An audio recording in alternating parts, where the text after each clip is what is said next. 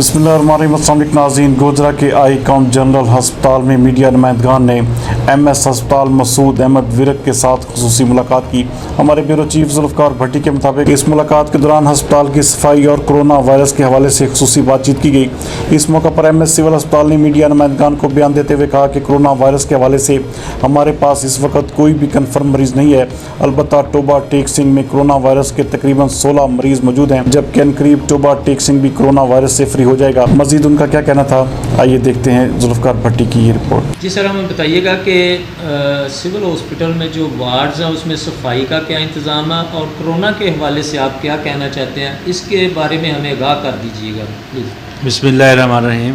Corona کے حوالے سے یہ ہے کہ ہمارے پاس ابھی تک کوئی بھی کنفرم پیشنٹ نہیں ہے، اور الحمدللہ ٹوبہ ٹیک سے میں کرونا کے مریض صرف ٹوٹل 16 رہ چکے ہیں، اور یہ عنقریب یہ کرونا فری ہو رہا ہے، اور اس میں ابھی تک ہمارے پاس کوئی پیشنٹ بھی نہیں، ایون کہ سسپیکٹ پیشنٹ بھی نہیں آ رہا۔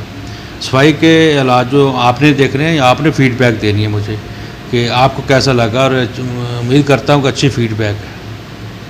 اور جب سے آپ تعینات ہوئے ہیں آپ کے بعد ہاسپٹل میں ماشاءاللہ کافی تبدیلی ہے، آپ کیا محسوس کرتے ہیں کہ؟ جی، میں نے کوشش کی کہ ڈائلسس سینٹر کا جلدی شروع کر دوں۔ اب وہ 3 شفٹیں اس کی سٹارٹ ہیں، 200 سے زیادہ مریض جو ہیں گردے کے وہ اپنی ڈائلسس کروا رہے ہیں۔